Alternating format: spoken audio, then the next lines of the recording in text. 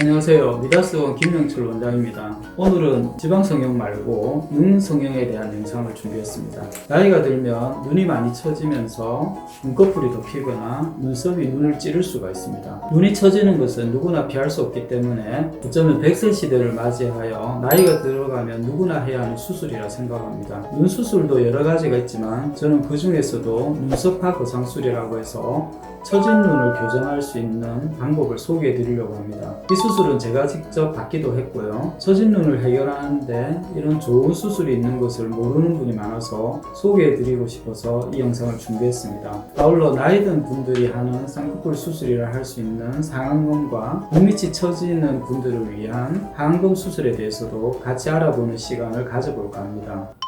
먼저 눈썹화 거상술을 설명드리면 대표적인 적응증이 눈이 많이 처지면서 눈썹과 눈 사이 거리가 먼 분인데 눈썹 문신이 되어 있는 분이면 좋고 안 되어 있다면 수술 후에 문신을 하셔도 됩니다. 전후 사진을 보시면 이렇게 눈썹과 눈 사이 거리가 가까워지면서 리프팅도 많이 되고 눈꺼풀이 부어 보이는 부분도 많이 슬림해집니다. 눈썹화 거상을 하게 되면 쌍꺼풀 수술을 따로 하지 않아도 작은 속쌍꺼풀이 생기거나 실제 쌍꺼풀이 생기기도 하는데 처진 피부가 많이 당겨져서입니다. 수술 방법을 설명드리면 사진처럼 눈썹 아래에 피부를 잘라서 당겨 올리게 됩니다. 상처는 눈썹 문신 아래에 들어가니까 겉으로 표시는 거의 나지 않습니다. 피부를 많이 자르게 되면 눈은 번쩍 올라가겠지만 한동안 눈을 뜬 상태로 잠을 자야 하기 때문에 눈을 감을 수 있는 범위 내에서 피부를 절제하는 게 좋습니다. 이 수술은 기존의 쌍꺼풀 수술처럼 눈이 붓고 멍이 들지 않아서 일상생활 복귀가 빠르고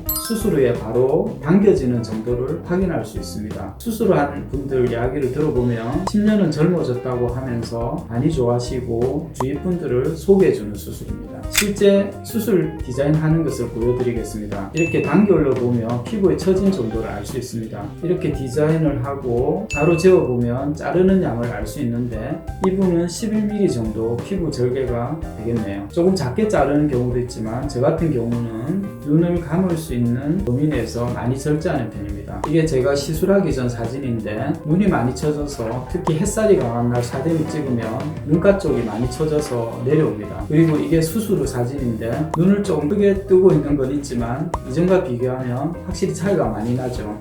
그럼 이 수술이랑 상안검 수술이랑 차이를 설명드리겠습니다. 상안검 수술은 나이가 든 분들이 하는 쌍꺼풀 수술이라고 생각하시면 됩니다. 젊은 분들의 경우라면 피부가 탱탱하고 탄력이 좋기 때문에 메모를 하든 절개를 하든 쌍꺼풀만 만들면 되지만 나이가 있는 분의 경우는 조금 다릅니다. 이분처럼 눈이 처진 경우는 결국 쌍꺼풀 라인에서 피부를 절제하게 되는데 그렇게 되면 잘리는 위쪽과 아래쪽의 피부 두께 차이가 많이 나기 때문에 수술 후 한동안 부어서 어색한 상태가 3에서 6개월간 지속될 수 있습니다. 그래서 나이 든 분이 쌍꺼풀 수술을 하게 되면 인상이 사나워졌다, 라인이 마음에 들지 않는다 라고 이야기를 하는 경우가 많습니다. 따라서 꼭 쌍꺼풀 수술을 원하는 경우에는 상안검 수술을 하게 되고요. 그 외에는 나이가 드신 분의 경우에는 눈썹화 거상을 권하는 경우가 많습니다.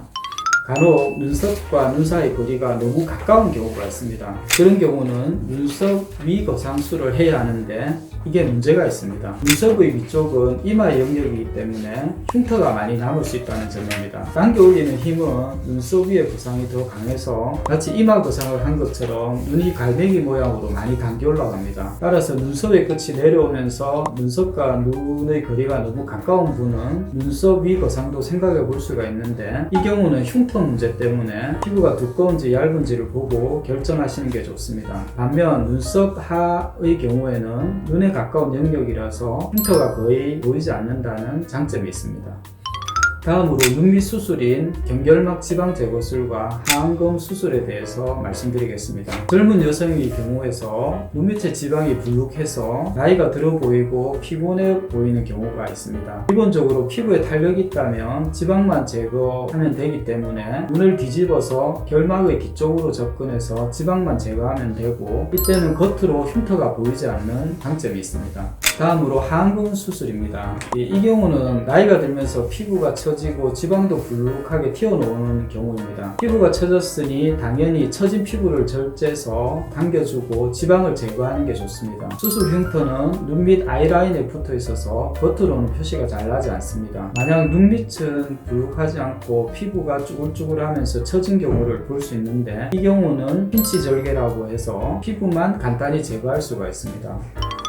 눈썹파 거상이든 상안검이든 하안검이든 피부를 너무 많이 자르면 문제가 됩니다. 눈 위쪽의 경우는 잠잘 때 눈을 뜨고 자야 하는 불상사가 생기고, 하안검의 경우 토안이라고 해서 눈이 뒤집어져서 빨갛게 보이는 심각한 부작용이 올 수 있습니다. 그래서 하안검 수술 때는 피부 자르는 양을 정확히 측정하기 위해서 입을 최대한 벌리고 위를 본 상태에서 피부 절제량을 정하는 것이 안전합니다.